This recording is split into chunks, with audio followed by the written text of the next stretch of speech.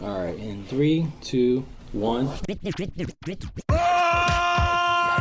Go! This is the podcast! Are you telling me that you built a time machine out of a podcast?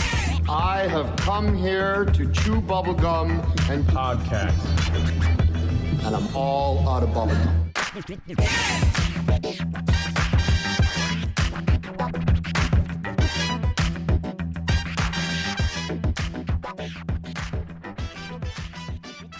Hey everyone, welcome to Get to the Podcast. That's Get to the Podcast with the number 2. My name is Tiago D'Souza. I'm Nick Gambino. And I'm Neil Carson. We have a really special guest today. He's the director of a few movies that you may or may not heard of. You know, Maybe. Maybe you haven't heard of a movie called Grease. Just a little best musical of all time. That's my opinion. Loving. Yeah. Add me a blast. Exactly. So we got Grease. He's directed The Blue Lagoon, Flight of the Navigator, White Fang, Honey, I Blew Up the Kid, and so many others. He's an Emmy-nominated director of TV before that. He's got a fantastic-looking new VR series called Defrost coming out April 25th. And welcome to the show, Randal Kleiser. Thank you very much, guys. Yeah, it's good having you. I listened to your podcast just before I came on. I came on here, and it's very energetic. Good. Thank you. Oh, great. We try to do that. We're slugs in real life, but when we get on the mic, we try to be as energetic as we can. Usually when we do these interviews, like I said before we actually started recording, with your list of credits and some of these movies you did, a lot of these are movies we've all loved for so many years. This interview could easily go 7-8 hours, but I know that none of us have that kind of time. And we'd probably, right. That's like a marathon interview. So we're going to try to keep this a little shorter than that. But we usually like to go chronological and start early on. So I wanted to kind of get a flavor of how you got into filmmaking early on. I know you started in TV. I saw some things where you actually had the honor of like shadowing Jerry Lewis at one point on film set. Okay, sorry. I'm sorry. Tiago wanted to bring that up. But I love Jerry. By the way, I love and I have so much respect for Jerry Lewis. He's my favorite Me too. comedian. Yeah, he was so amazing. incredible. Everything he did with kids, all his movies. I still watch a lot some of the his things films. he created and invented for the film set are still being used today. I mean, that's crazy. People don't realize the kind of innovations the guy had as a filmmaker. Correct, yeah. Outside of just his performances. But One of the great things that I got to do was, since I'm on the Directors Guild Special Projects Committee, I often do visual histories with different directors, and I interview them for the website. And I did one with Jerry Lewis that was just fantastic. And it's at dga.org, and then you can just click on Jerry Lewis and you can hear it or see it. It's a video interview.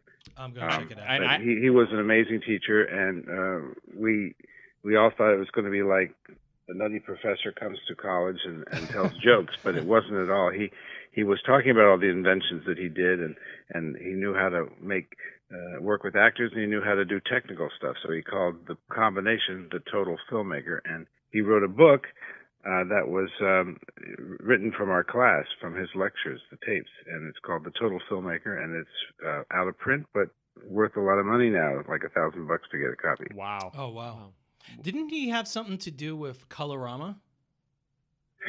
I don't know about that. I know he brought the Nagra in, the sound recording device Nagra, and he created the video assist. The monitor on set, right? Kind of the video village kind of a thing. Yes. Yeah. Okay, if we can go a little earlier, how did you actually get into filmmaking? Like, what was your transition and going, okay, that's something I want to do? I wanted to be an animator for Walt Disney because I watched the show, Walt Disney's Wonderful World of Color, every Sunday at home in Philadelphia. And that was the only thing out there that told anything about behind the scenes of filmmaking. Today, you can learn about everything on so many levels with the internet, but there's no internet there, just the Walt Disney show. So I started copying the way they made cartoons, where you ink on one side of a clear cell and paint on the other. And I made some animated cartoons, took them. My family drove across the country to Walt Disney Studios. I took the box, my little yellow Kodachrome box of the film I did to show Walt Disney, and got to the gate, and the policeman there with a Mickey Mouse on his shoulder said, if you don't have an appointment, you can't get in. So we went back east, back to Philadelphia, and I gave up cartoons, and I started doing live action 8mm films. and that's how I got started. Wow. How old were you then? 12. 12. Okay. So you really had that early interest, which I feel like that wasn't a thing. Like you said, the internet wasn't around. People getting interested in doing filmmaking and animation at 12 years old was probably rare. Yeah, it was very unusual. Even when I started doing 8mm narrative films when I was 13, from then on, I was doing it, and no one else that I knew was. I guess out here, Spielberg was, and a couple other people were doing it.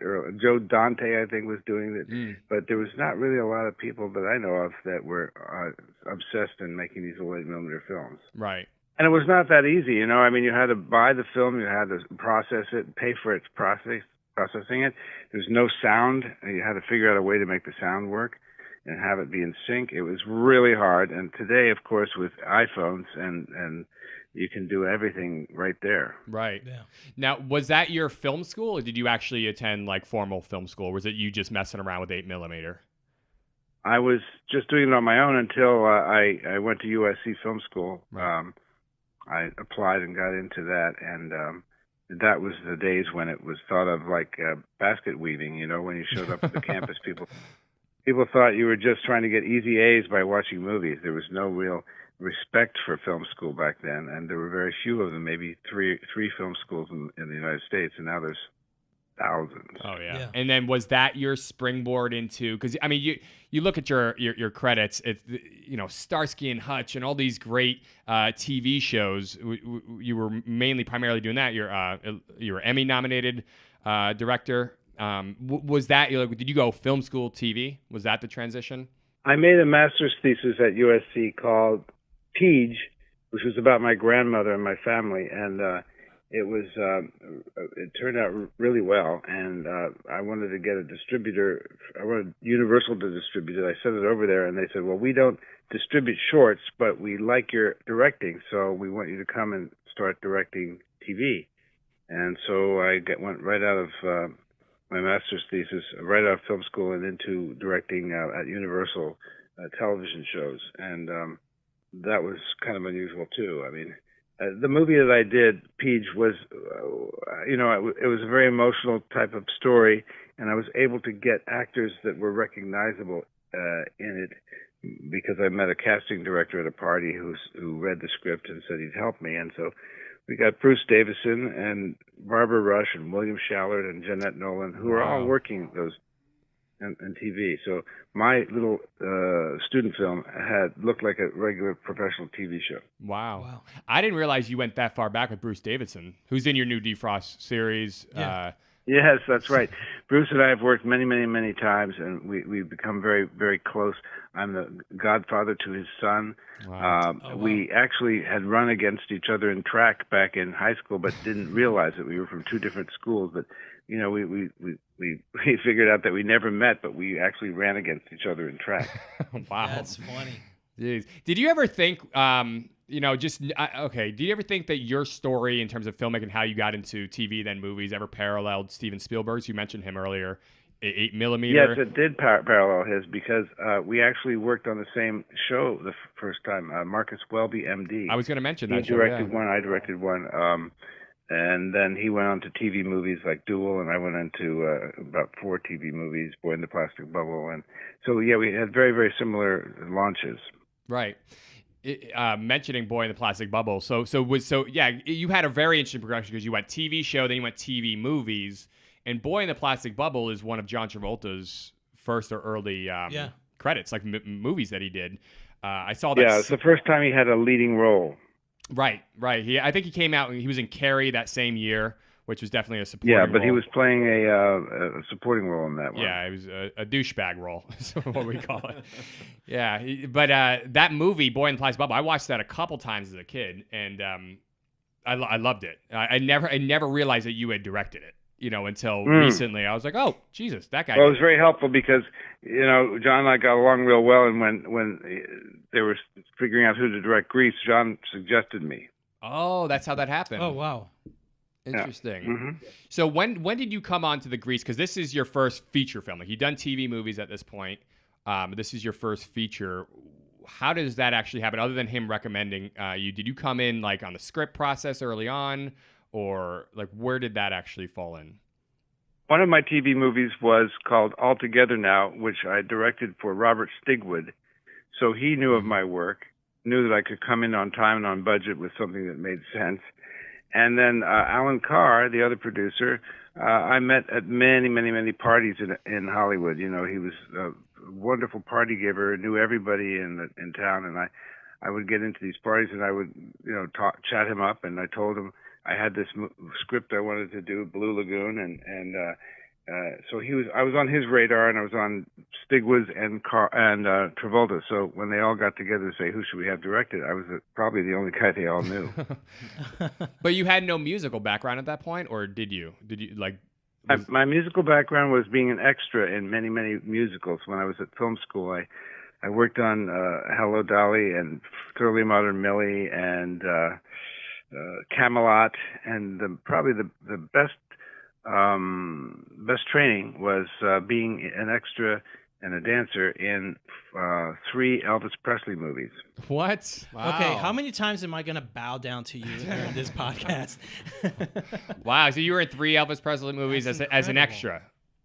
Yes, as an extra. So, and in one, you can actually see, I have a little bit with Elvis where I'm dancing with a girl at a club, and he pulls her up on stage to dance with him, and then I pull her back down into the audience. What? And that was a lot of fun. It was called Double Trouble, and I think Double Trouble. It's on YouTube. You can sort of check out that scene, you know. That's crazy. So you're one of the only guys who ever took a woman away from Elvis. That really should be at the top of your bio. That's a good idea. Yeah, I'm writing a book, another book, a biography. So that's a good idea. Perfect. Just name that your biography. The title: "The Only Guy Who Ever Took a Girl from Elvis." Elvis, yeah. Okay, so you'd been around musicals, but this is the first time you're going to be like helming the ship. Which turned out to be, I'm just going to say it, and I'm sure you've heard this a bunch, but in my opinion, Grease is the greatest musical of all time. I know some people would say West Side Story or this or that. For me, it's Grease all the way. I just rewatched it again recently for the 1000th time. I showed my daughter. She's 3 years old, and she loved it. Like, it works on so many levels. How does your daughter like the lyrics of Grease don't Lightning? Don't bring that up. Don't bring that up. I plugged her ears. I didn't know, because I saw that movie a million times as a kid, and I never realized those lyrics were in there. There's cursing, there's sexual references. I didn't get any of that when I was a kid. I didn't even get the pregnancy scare when I was a kid. Somehow that went right over, because that's thought of as a family film. Yeah. But somehow those things, which you will get as an adult, as a kid, they fly right over, but you could still enjoy the film. Correct, it's weird how it works that way. Well, whenever I show it to college students and I ask them if they noticed anything different about the movie when they saw it this time, and all their hands go up and they laugh. Yeah, it's like the only musical you think of where they rhyme tit and shit. You know, it definitely goes out there, and I never realize that until I was probably in my 20s, and I'd seen it like at least 1,000 times. But okay, so you're gonna helm this movie now. It's the first time you're gonna be steering the ship on a musical. Right. Well, my background in being an extra in dance numbers was very helpful, because I was able to be on the set for days, seeing how directors would break down a song into phrases, you know, so that they'd say playback, and they would play that section, and you work on just that section, and then go back and do it over and over again until you got it right, and then move on to the next section. And this is before music videos, so there was nobody really doing anything like that. And it was a tradition of old Hollywood musicals, how you did that. And so observing that for days and days and days, I was all trained. When I got to the set, I knew exactly what to do. Right. Okay. So so you brought that to Grease. You know, you obviously had, you know, dance choreographers. You had John Travolta, who was a fantastic dancer. Olivia Newton-John, who came from the world of music. I'm sure all of that helped.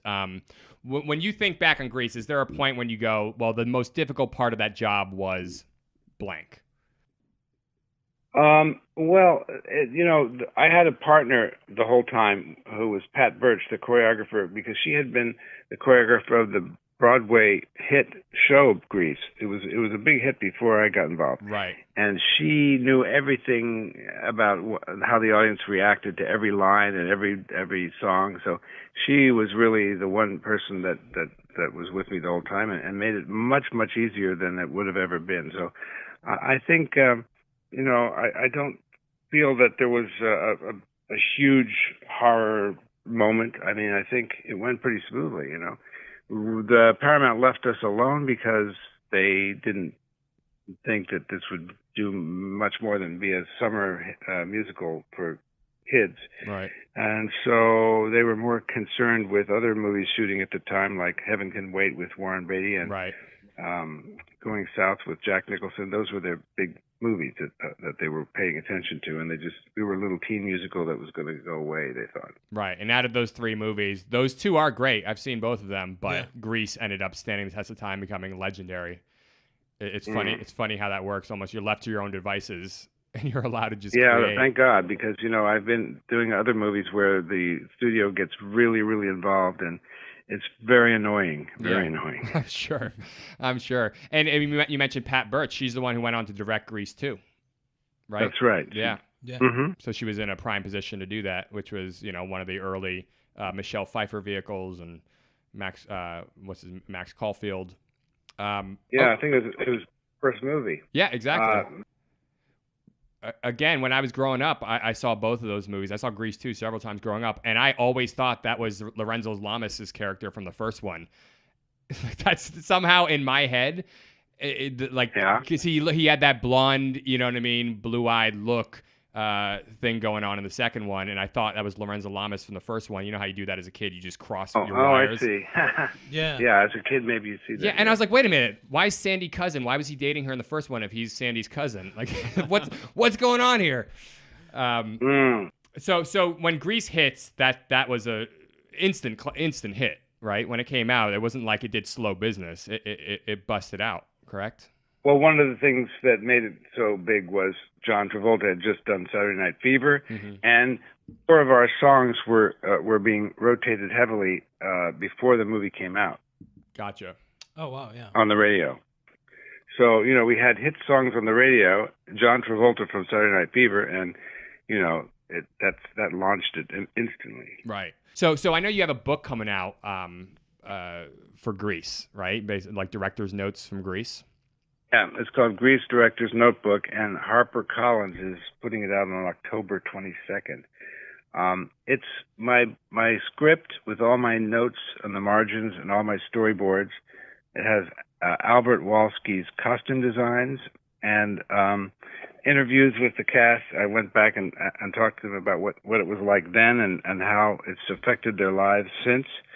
And we have lots and lots of photos that were never seen before, that were behind the scenes, that were taken by some of the cast and taken by Paramount but never shown before. I went through the archives and saw every single photo that was ever taken and pulled the best ones. So it's really going to be, for Grease fans, it's going to be like a real surprise. That's awesome. So it's basically the ultimate Bible for a Grease fan, basically. It'll be the ultimate Bible for Grease fans, yes, and especially since you'll be able to see all the lines that were written that were supposed to be in the movie, and I crossed them out, and you can see the ones that if we had shot them, they would not have worked. That I think that's one of my best contributions is what we cut out, because there were a lot of lines that just didn't work, and I think that editing job was pretty good. That's awesome. So that's the closest we'll come to really seeing deleted scenes, right? Because I've never seen. I've owned the special edition Grease. I've never seen deleted scenes from the film. Maybe I'm crazy and they exist, but no, we shot one scene that was deleted, but it got lost somewhere. But most of it is stuff that I just never shot. So you never shot it even. Okay. On the set, I said, "This doesn't work. Let's move on." Right. And luckily, I was able to do that. Right. Because you have a writing background, right? Like this is if some directors who are like, I'd prefer not to write, but you have this. Obviously, there's that director thing saying this doesn't work. But did you actually rewrite the lines yourselves as it went? Like, let's try this line. Yes, normally I do, but on Grease, the way we worked it was most of the actors, or a lot of them, had been in the Broadway production, so they knew where the laughs were and how it played, and we pretty much went back to the play whenever we were having a conflict about whether something worked or not, because the play did work. Gotcha. Okay, and I saw the in the early '90s. they had a production of Grease on Broadway. It came back like 92, 93. Rosie O'Donnell was in it as Rizzo. Brooke Shields was in it as Rizzo. And I saw it I saw it on Christmas Day, 93, I think it was, when Brooke Shields was playing Rizzo. And that's right. I went and saw it too. Yeah, you did. It was very surreal to see Brooke playing Rizzo. Right, because she was in Blue Lagoon, but she was also, now doing Grease, which you had done the film version of. Yeah, it was. And a lot of surreal moments in my life. I'm sure. And I remember that play because I was already a big fan. So I was 7 years old, 8 years old at the time. And I remember watching it going, wow, there's actually different stuff in this play than what was in the movie. Like there's sometimes entirely different scenes. And I really was thinking I was going to go in and just see a stage production of the movie, never having seen a stage version of it. Right. So it's interesting that you say that you actually kind of kept going back to the play, which had preceded the movie, and used that to kind of inform different scenes. That's right. And we added a lot of new songs, like 4 new songs, and changed it from Chicago to Southern California, and changed the leading lady, Sandy, into an Australian so that Olivia wouldn't have to try an American accent. Smart. Things like that. Right. I'm guessing Summer Nights was a new song if you put it in Southern California for the movie? That was part of the Broadway play. That was okay. And that was the one thing that made me know that I wanted to do the movie. When I watched Summer Nights on stage, the boys were on the left side of the stage, and the girls were on the right. And I listened and watched that, and imagined cutting back and forth between the two groups, and ending up with a split screen at the end. And that's what got me really excited about doing the movie. That's awesome. So, okay, the book is Grease Director's Notebook, and it's coming out October 22nd. HarperCollins? That's right. Well, I'm going to get it. I'm getting it because I'm a Grease fanatic. So, and I'm also I love film and behind the scenes stuff. So I've got behind the scenes of all my favorite movies. I've got, like Scorsese stuff. I've got, Ghostbusters and Back to the Future, big reference books, and they're just filling my shelves. Basically, and people are like, how do you trying to say read is those that- things? They're basically encyclopedias. I'm like, it's easy. You just read them. And then you geek out for an hour and a half, 2 hours. Well, basically, what Nick's trying to say is that his wife is mad at him that she can't have access She's to the one that garage. highlights them. She puts them all on the shelves, and she's so proud true. of my movie fanaticism. She really is. Yeah. Nick, we cannot just have 1/4 for the house to be functional. She loves it. Oh yes, well, Yeah. I was like a geek too on movies, but there's nothing that I could ever see when I was a kid. There's nothing going on. It's a different world. Like now, like you said, with the internet and everything. But even when I was growing up, we didn't have the internet. We had just going to the movies. But I lived in New York, and there were 6, 7 movie theaters. I lived a block and a half from Times Square. So. Oh, you're lucky. Oh yeah, it was insane. I was so gritty, but there were so many movie theaters. Like there were 7 movie theaters in a 5-minute walk from me. And my dad was obsessed. I mean, he grew up on movies, going to the 25 cent. He always remembers seeing, Phantom of the Opera and all these different films, and he would just love spending his weekends at the theater. So when we were growing up, that's what he did, and he took us to whatever he wanted to see, which is why I saw so many of these films. It was really selfish of him, but he passed on his love of film to me, and our weekends were filled with just going to the theaters. So I had that at least. It developed an obsession, and today everything is at your fingertips. Every movie ever made you can find and see. So it's so different now, and you had to really be driven back then, but now you can just click and you're there. Yep, it's that easy. And we've talked about this a lot on the podcast. It's unfortunate. It's like inflation. It drives down the value with how easily accessible it is. And so it's a bit sad. Like when we were growing up, we would have never dreamed of this, and we would have loved it and voted yes immediately to this kind of access. But at the same time, there's so much and it's so readily available. It's sort of like, well, I liked when it was just a little bit harder to reach for. And then, you know what I mean? Yes, I agree. It was fun to look in the papers and see when there's a reissue of a movie, or track something down and go see it with people who love it, as opposed to just see it in your room by yourself, Exactly. Yeah. I think the issue that I have is that there's a lot of mystery that's gone from filmmaking, from going to watch Yeah, it. so it's YouTube. On YouTube, you can find everything that behind the scenes that's being done, which is a good thing for filmmakers, young filmmakers. You practically don't have to go to film school. You can just learn everything on the internet. Yeah, or just listen to stupid podcasts like this where we're just highlighting all the master secrets. It's terrible. Let me ask you. I love personal stories from people, artists that we talk to. What is some moments in your career that you fell in love with? Well, I did a movie called Portrait of Grandpa Doc, and it was a short.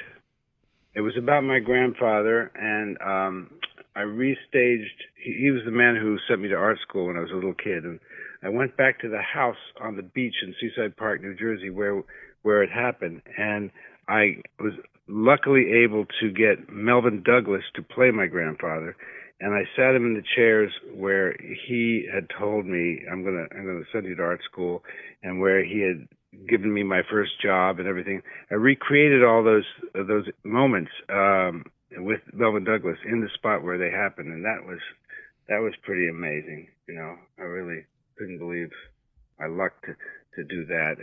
And when I did It's My Party, I did a lot of work with recreating real moments from that.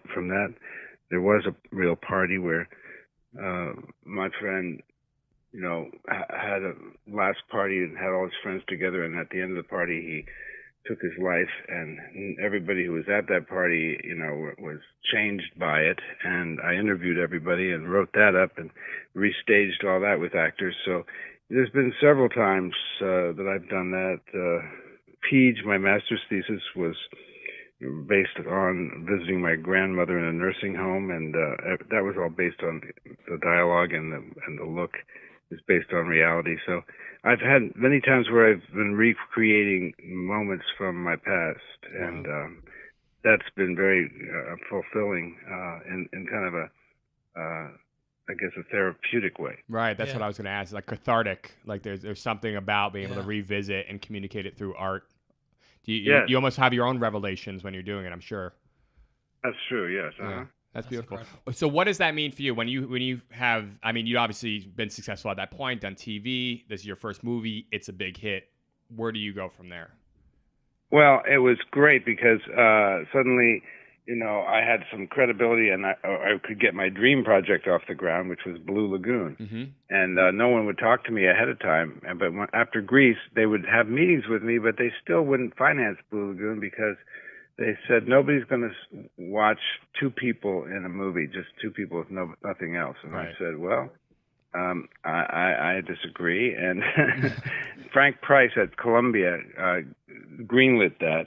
He's the man who had hired me to start directing TV at Universal. So twice in my career, he gave me a leg up. Right. Now, Blue Lagoon, again, and I got to clarify this. So my dad didn't believe in censorship when I was a kid, so I just watched every movie that existed ever from a very young age. And are you all destroyed by it? Oh, I'm dysfunctional as hell. It's not even much dysfunctional. No. I'm the worst person in this room by far. No, I'm actually not. No, honestly, I in a way it made me more precocious. Like I felt like I understood more from an early age because it wasn't like I was being sheltered or spoon-fed information. I was just getting it all. And when did you first see porno? Oh, geez. Well, let's see. I was. Well, no, first time. No, I'll answer the question. I think he was born with a VHS. I'm an open book. No, the first time was actually this magazine. I grew up in Hell's Kitchen, New York, right, in the 80s and the 90s, which was a pretty terrible place at the time. There was this porno magazine that was ripped up right next door in this little like open garden in front of an apartment next door, and it was like 100 pages of just pornography just hanging around.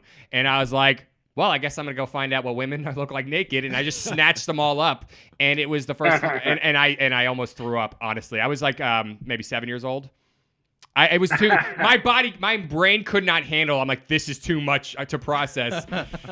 So, yeah. Imagine what it's like for kids today where they can accidentally click on full color sound version of that. Yeah. You know, I don't know how people bring up kids today. It's amazing. It's true. I think you almost have to bring up with a bit of censorship. Like, I agree with what my dad did, but for today where information is too accessible, I'm curbing this a little bit.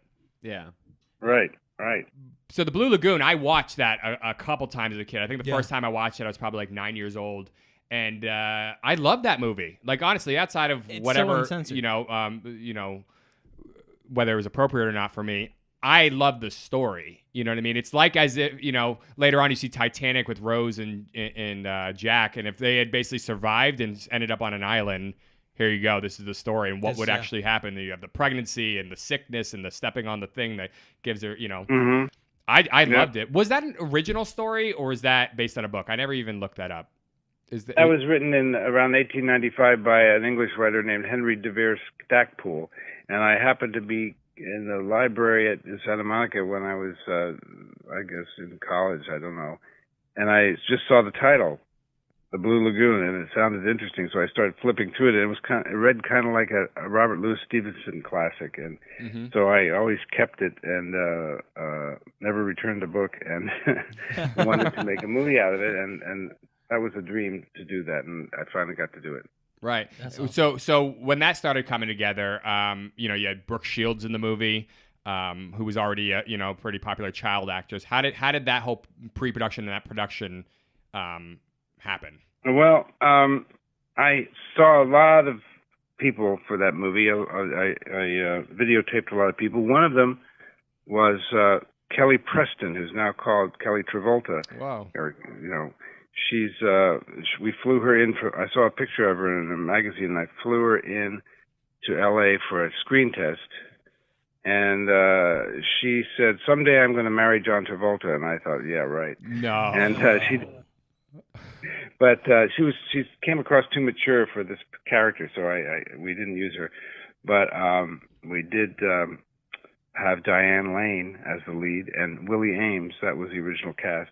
Wow. And just before we started shooting, they called and said, we decided we don't want to do nudity and we're backing out. So I had to quickly recast, and I always wanted a Brooke, but she was tall and Willie was short, so I had to find a new guy. I cast Brooke, and then I started looking for a guy, and we just went through all of our videotapes and saw Chris, who had like 80s hair, and so I thought if we just frizzed his hair, he'd look kind of like an island guy, and so that's how it all came about. Right, and that's Chris Atkins, who's also in your new Defrost VR series, right? That's right. Yeah. Yes, I try to pull favorites from everybody when I need to. There you go. Right. So, okay, that's interesting. Diane Lane, I didn't know that she was ever attached to it before. This is pre-Outsiders Diane Lane, too. This is pre anybody knowing who Diane Lane was. Yeah, I that's think true. she'd been on the cover of Time magazine for her first movie with Laurence Olivier. I forget the name of it. Okay. But she was an up-and-coming young actress. Where did you film that? Like, where was that one? Because that's all done pretty much like stranded, deserted island. We flew around Queensland to look for a place. We went to Tahiti, but there was a movie made before called The Blue Lagoon in the 40s, and I wanted to find the island where they filmed that, and it was in Fiji. So I got on a seaplane and I flew around the Yasawa Islands looking for this particular beach that had a little island off of it. And from the air, I could see the configuration, and we landed the seaplane and went up on the beach. Turned out it was the same beach, and then it was owned by an American, the whole island, and so I made a deal with him to bring everybody there. And it was very complicated because there was no roads or electricity or any way to get there aside from seaplanes or boats. But I just had this instinct that I wanted to film in the same spot as the first movie. And so I had Nestor Almendros, the great cinematographer, and when we filmed on that beach for the first time, the kids arriving on the beach, Nestor said, "I feel the ghost of Jeffrey Unsworth," and he was the cinematographer of the first movie. So the whole thing was wonderful. It was like a great experience. I loved it. Wow. Did you do kind of like the John Huston African Queen thing, like do everything off dinghies and trying to just because you said there was no electricity, there was nothing. It was kind of this a lone island. Did you have to like kind of ship over every day on little boats, or how did that? Well, no, we all lived on the island. We built a tent city, and I got a crew from Australia, and when I interviewed the crew, I said, have you ever been camping? And if they said no, then I eliminated them. So we had a crew of Australians who had all been camping, and we were on tents, and we had a yacht outside, a big yacht that sort of like well, it wasn't a big yacht. It was a small tourist boat that a lot of the crew lived on, and then we brought barges of water in, and we built trails to get from one side of the island to the other, and we set up a big screen, like an outdoor movie drive-in screen, and a portable projector with a generator. And then we would film. We had 3 units going, first unit, second unit, and underwater unit. And we'd send all of our dailies, they became weeklies because they got in the seaplane and went to Australia and then came back a week later, and we would sit we put blankets down in the area with the drive-in screen and watched all the units. And everybody would applaud each other's units, and it was just a magical time. That's awesome. That's literally like you put yourselves in the trenches together and you kind of bond, Literally. But here it's like a deserted island. It was like summer camp, you know, but everybody was working on one project. It was really fun. That's awesome. Well, and it's really unfortunate that we can't hit every movie you've done. I mean, I'm going to skip right over Grandview USA, which has Jamie Lee Curtis and C. Thomas Howell, and I'm just going to go to the next one because, like I said, this could be a 7-hour interview, and nobody has any time for that. Even the listeners, they're like, I'm not going to listen to 7 hours.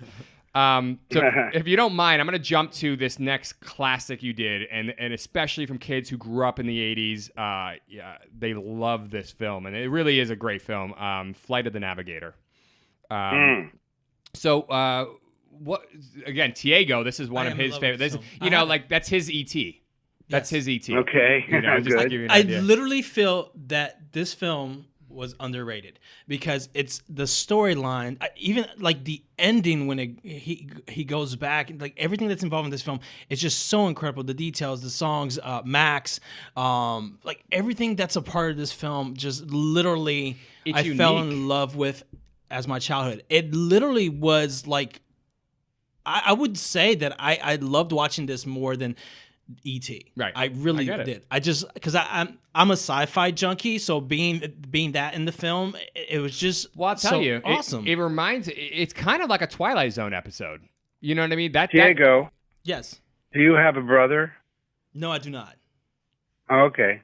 There's a big theme about that. A lot of people who have brothers relate to Flight of the Navigator because it's the story of a younger brother who becomes an older brother with time travel, and that's a dynamic that most people who have brothers think about and go, wow, wouldn't that be wild? Yeah, it's funny because I rewatched it recently. I hadn't seen it in a few years. I rewatched it recently, and I do have that because I have a brother. I have an older brother who's like my younger brother, so we kind of flip-flopped in our lifetime. Yeah. Neil knows him. He knows what I'm talking about. So he's like 5 years older than me, and as a kid, he was always older than me, but then at one point, we kind of are, he's kind of my younger brother now as we're adults. And I related to the movie, like watching it even as an adult, going, yeah, that's pretty much us. I mean, we were always punching each other as kids and making fun of each other, but then there's that love there, that's your brother. Yeah.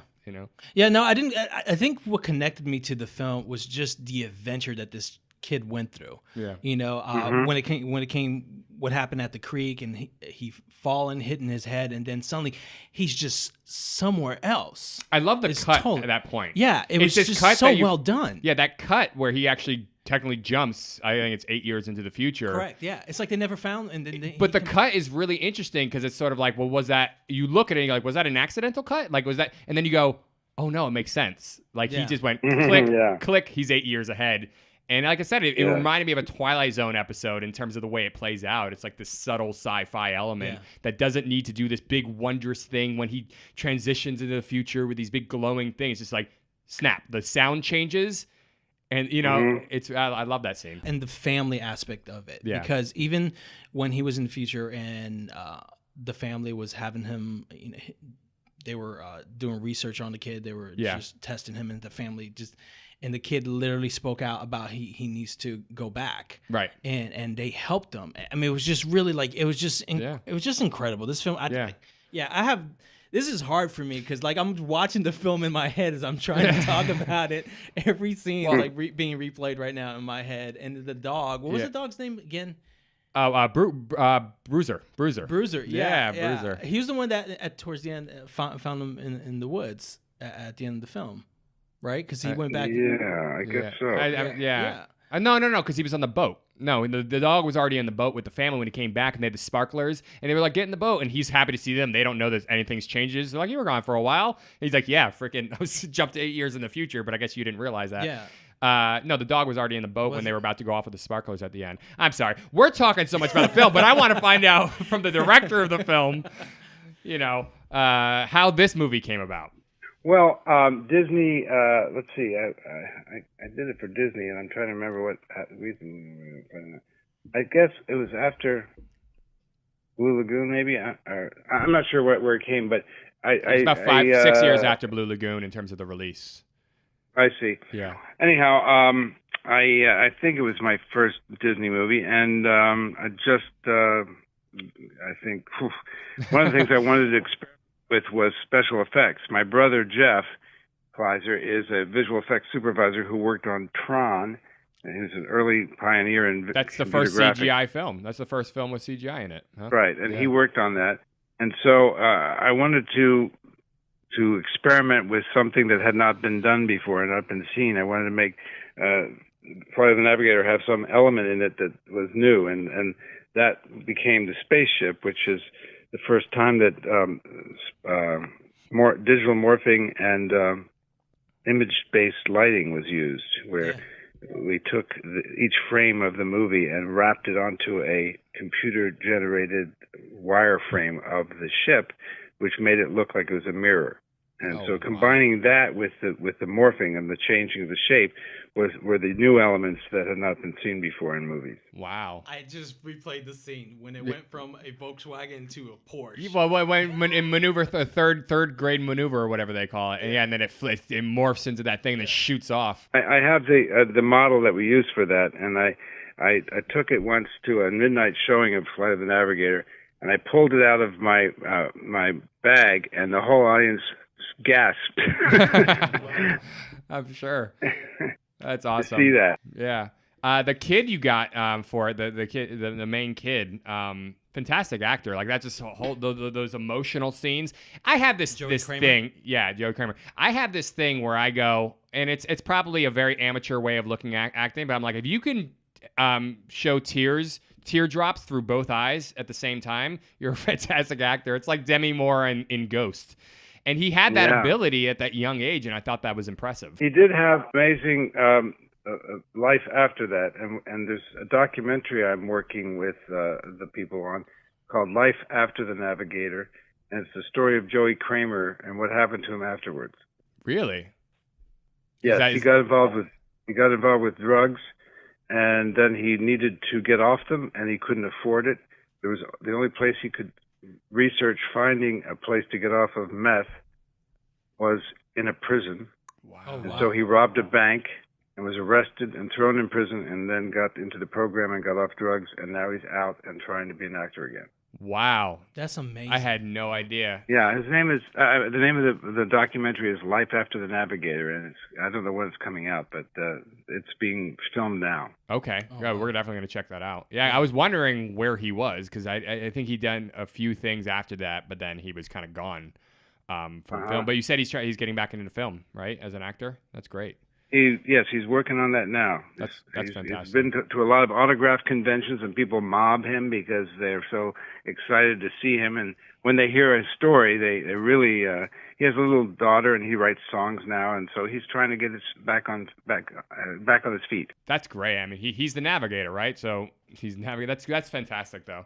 If Hollywood likes anything, it's a comeback story. Yeah. So that's perfect. Right. What's your favorite memory of that movie? I think when we first ran it and the spaceship changed shape and the audience went crazy. It was kind of like back in the days of Star Wars when they went into hyperspace. Yep. And how the audience all reacted. These effects, when they hadn't been seen before, it really hit audiences in a big way. I'm sure. Now, in that film, you had Paul Rubens, who is credited as Paul Mall, because you guys didn't, I guess, want people to know that was Pee Wee Herman. doing the voice. He Although didn't want anyone to know. He did. He wanted, yeah. Okay, He but did the voice of Max, right? yeah, he did the voice of that's Max, right, like when yeah. it turns into the more Yeah. comedic voice, yeah. And then that led Yeah. into, and I don't want to want to get to more present time stuff, but that did lead into, I'm guessing, Big Top Pee Wee, which you directed. Yes, after that's that. right. Paul asked me to do Big Top Pee Wee after working with him on Flight of the Navigator. Nice, because he had done, I guess, the Pee Wee's Big Adventure with Tim Burton. Yeah. Right. Before that, and then this was his second film. Right. Nice. That's right. Okay, and then, man, I'm looking at all these titles, man. White Fang, I love this movie. So I've seen, I think, 5 movies with my mother in my lifetime. She passed away a few months ago. I've seen 5 movies with her in my life, and White Fang was one of them. Oh, yeah. So it brings that kind of, sweet memory of that film. It was actually mine and my brother's favorite film for a long time. I love that one. Geez, I want to talk about it, but we're running out of time. So let's see. Honey, I Blew Up the Kid. That was another big one for us early '90s kids. It's a sequel to Honey, I Shrunk the Kids. Now you have a King Kong version. Yeah. Okay, I got to mention that one really quick. How was it working with Rick Moranis, who's like a legend and unfortunately doesn't really perform anymore as an actor?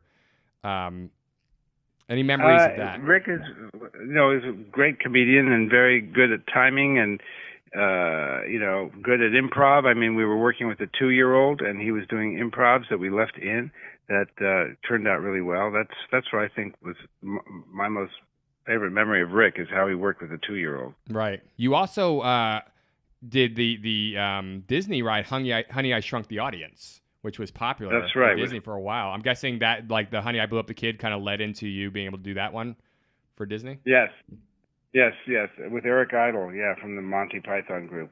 Yeah, that was a lot of fun to work in 70mm 3D, and that kind of led to my interest in virtual reality, which it kind of was.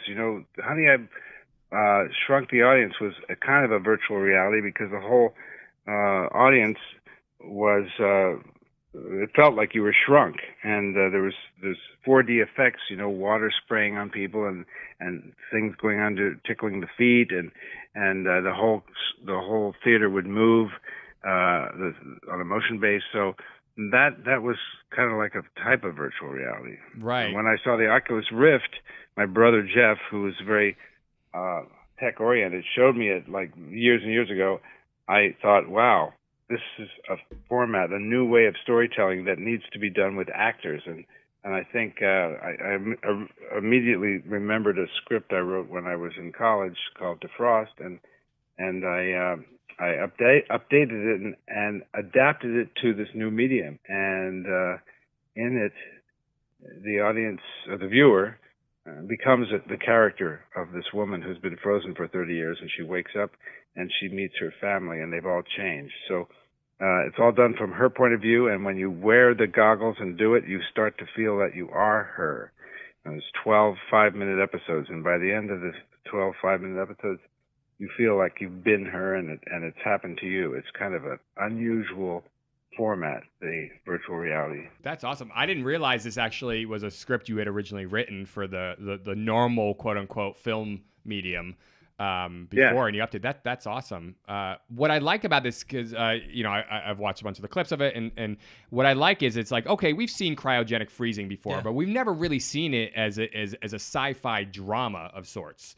This idea of experiencing through the eyes of somebody who wakes up, and all these people you loved and the closest to you are now complete strangers. Correct. I love That's that true. isolation factor of it. Well, yes, I wrote it 30 years ago, about 30 years in the future, so it's kind of weird.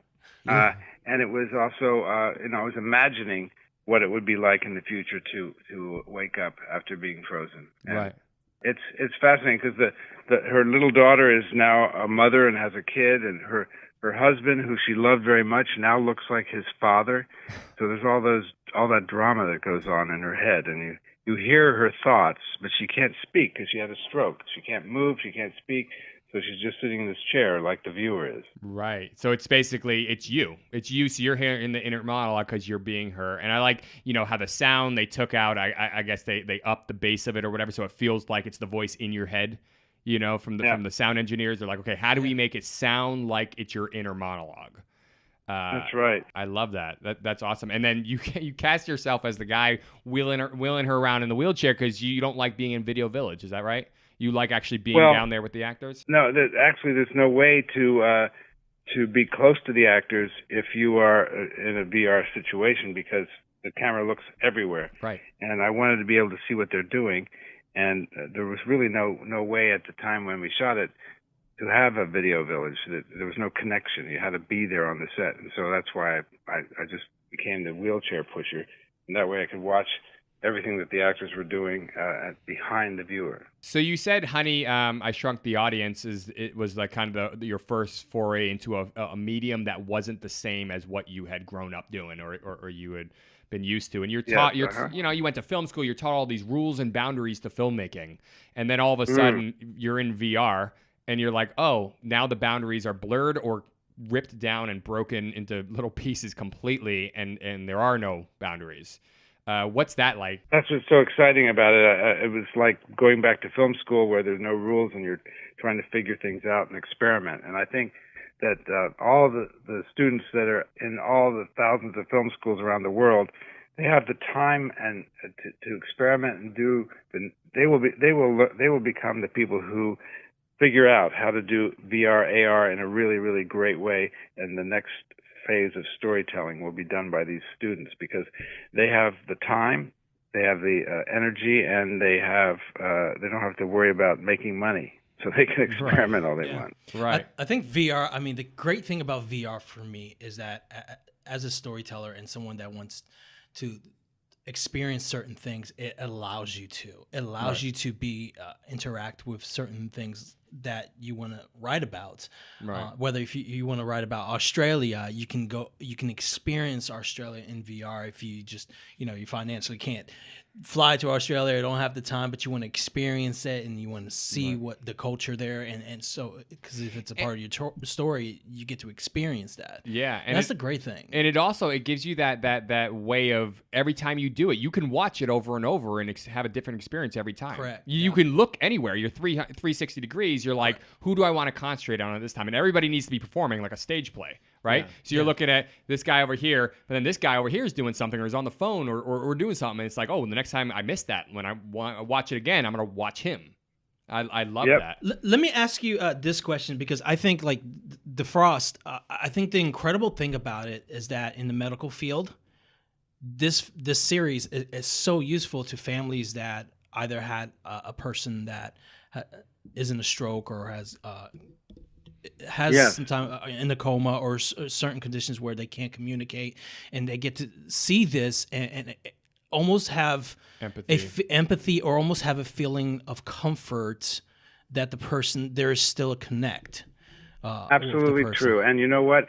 My master's thesis film, Peach, is very similar because it's about my grandmother who was had a stroke and couldn't speak. So, it's kind of like what my first project is similar to my most recent project because you become that character that I originally did in my master's thesis. Right.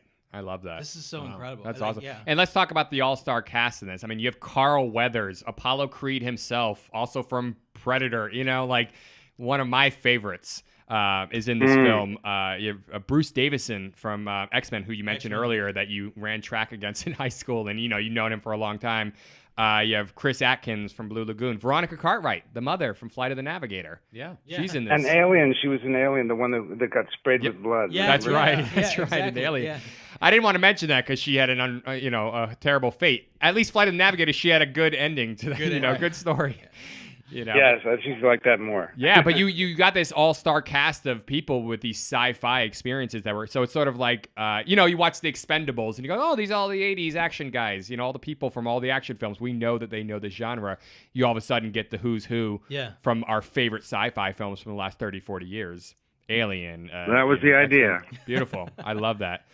All right, good. So this movie, so this is it's a series. It's a series. It's 12 episodes, 5 minutes each. It's being released on April 25th on VR platform veer.tv, right? VEER.tv, which is available. Or probably get it at www.defrostvr.com. I think we're not sure exactly where you click to it, but I think for sure we'll have a link there. Yeah, Google will be your friend. DefrostVR.com. I think Google will be your friend too. You just search Defrost VR. I'm sure it'll come up at that point. But we're gonna put it out on our social media and everything. We're gonna promote once we have the actual link that people can use. Great. And excellent. You can get on Oculus Go, Oculus Rift, all these. If you have a VR headset, you'll probably be able to, watch it. So. And even if you just have a phone and one of those little cardboards, you can see it. There you go. There you go. Google Cardboard. I have 2 of those. Yeah. I do. Okay, I wanted to talk one other thing you have coming up. You have another book, not just the Grease Director's Notebook. You have another book coming up, right? Well, I'm writing an autobiography, and then I'm writing another book called Drawing Directors, which is a series of drawings I did over the last 20 years of other directors. And so neither of those have publishers yet, but I'm going to be taking them around trying to launch them. That's cool. Wow. Well, you inspire me. So, you're writing the books. You got the VR series, which I love that you're finding also something that excites you newly in a thing you've been doing for a while now with VR. And I think that's awesome. So thank you so much for spending this time with us. We really appreciate it. And okay, guys, good questions, and thank you for the opportunity to promote my VR series. Absolutely, Yes. and Yeah. thank you for all you've done. thank All you these for movies. Seriously, like they're an important part of our lives, and I'm sure you know that. You sound like a humble guy, but just take our platitudes and just realize they're honest and genuine. Hey, great, guys. All right, guys, thank you for joining us here at Get to the Podcast. Let's get to the podcast with the number 2. My name is Diego D'Souza. I'm Nick Gambino. And I'm Neil Carson. Summer loving. Had me a blast. Summer loving happened so fast. I met a girl crazy for me. I met a boy cute as can be. We're nailing it. We should do the next Yeah, Broadway I know, revival. right? Next Broadway revival. Oh, well.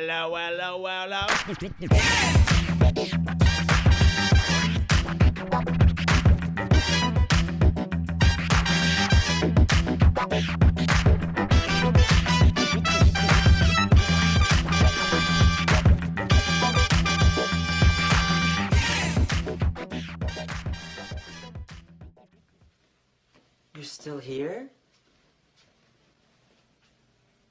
It's over. Go home. Go.